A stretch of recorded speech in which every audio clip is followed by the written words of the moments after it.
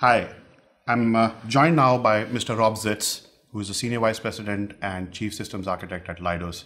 Rob, thank you for joining us today. Glad to be here. Rob, you have 32 plus years of experience in the information security field, specifically around intelligence community. Can you elaborate a little bit about your experiences in this past decades? Well, sure. I started back in the late 70s as an intelligence officer supporting counterterrorism operations. And throughout my career, I've been involved in trying to bring various types of data together, and integrate them, fuse them, and then get them into the hands of somebody who's going to take action. So it's been a very rewarding career and gave me a lot of exposure to different things. So how do you think the the dynamics of this industry and cybersecurity has actually changed over the last few decades? Well, if you think about the threat and how the threat has evolved, the threat is now significant. It's on par, I believe, with a physical attack in the United States. A weapon of mass destruction is often talked about as one of the key threats to the United States. If you look at what our intelligence seniors are saying now, they look at a cyber attack, particularly against the critical infrastructure of the United States, is on par with that type of threat. The amount of damage that could be done, the loss of life, loss of property, it's significant. Right. And you've had experiences running some pretty large and significant projects. You know, I looked at your background, and you've run projects with over $3 billion. And it does take a lot of leadership efforts to be able to run such significant projects. Can you elaborate a little bit about your leadership style? Sure. I think that a great leader is someone that people will follow into the unknown. And I think that that means that you have to be able to set a vision, explain the need to get to that different place, and then find the best people you can hire, empower them, and then back them. Make sure that any obstacles that are in their way, that you work to remove them and help them to achieve their goals. That's fantastic, Rob.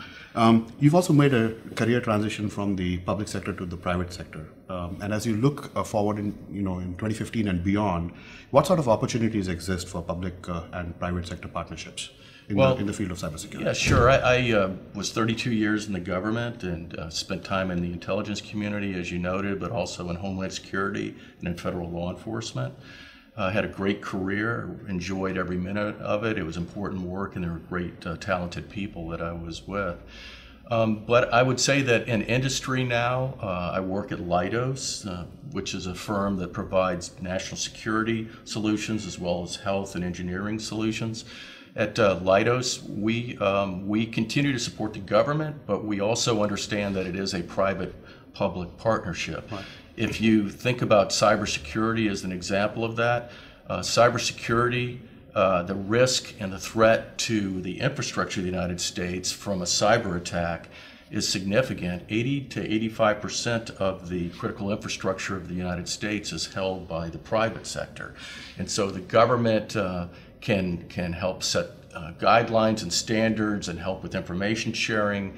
Certainly a large role for government in cybersecurity, of course, it's obvious, but the government has to work closely with the private sector. Right. And I think that's one of the reasons why you're seeing so much discussion now about information sharing and about a public-private partnership. Excellent.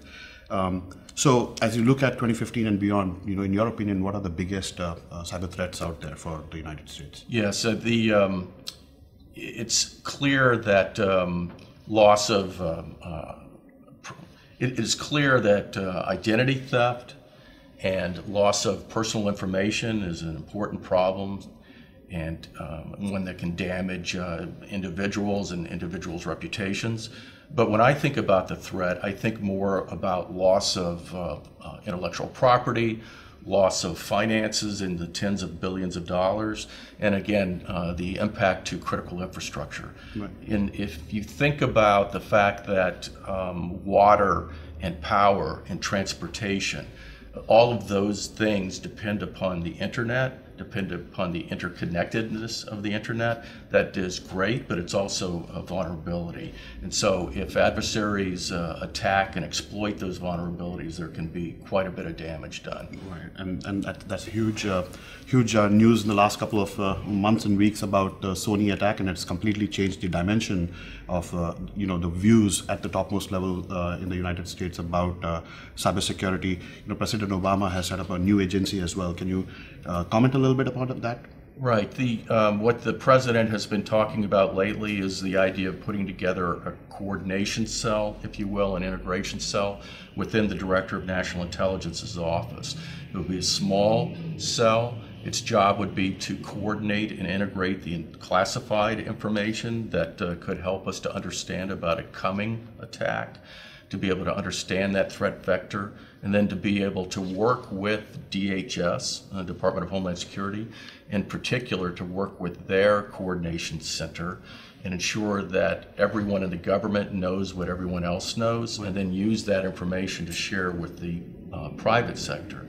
So DHS has the lead in terms of working with the private sector and coordinating with them, sharing information with them, but the intelligence community has the most up-to-date, in-depth information about the classified domain. Right.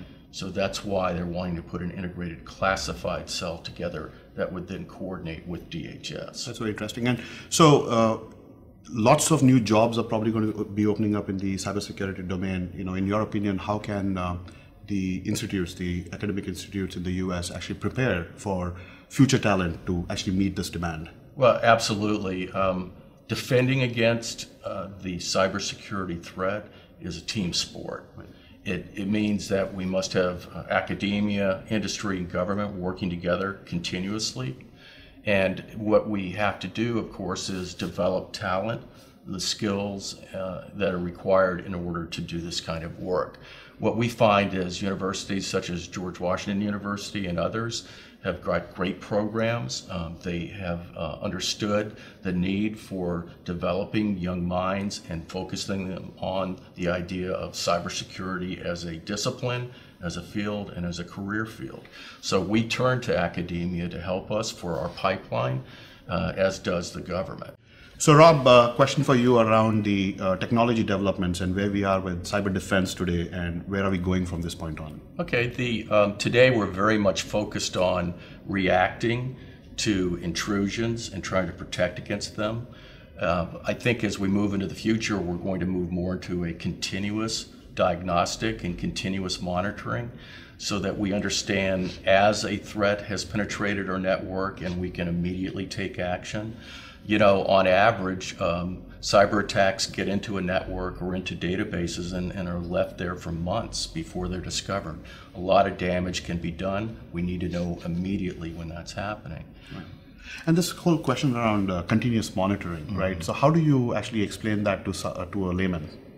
The way I would explain it is, rather than periodically sampling your network or your database to see whether there's anything anomalous within it, something different that shouldn't be there, that using continuous diagnostics and continuous monitoring, you're constantly checking it. And so it's the difference. For example, think about you go to the doctor every 6 months and have your blood pressure checked.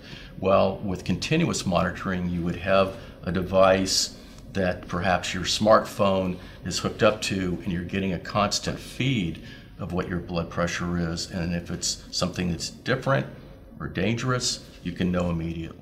So Rob, last question for you. Do you have any message for our audience, some thoughts that you think for 2015 and beyond, specifically for our students, if you may will, and share some of your advice on what you're looking for them over the next couple of years? Well, sure. I would say to any students out there who are thinking about what their career should be, could be, that you must take a look at the idea of national security. National security is critically important, and the cyber threat to our national security is large. We need help. We need to have bright young minds come into this field, and we would love to talk to you about this. Again, thank you very much, Rob. I really appreciate this, and on behalf of George Washington University, thank you very much again for taking your precious time and sharing your insights and thoughts with us. Good to see you. See you.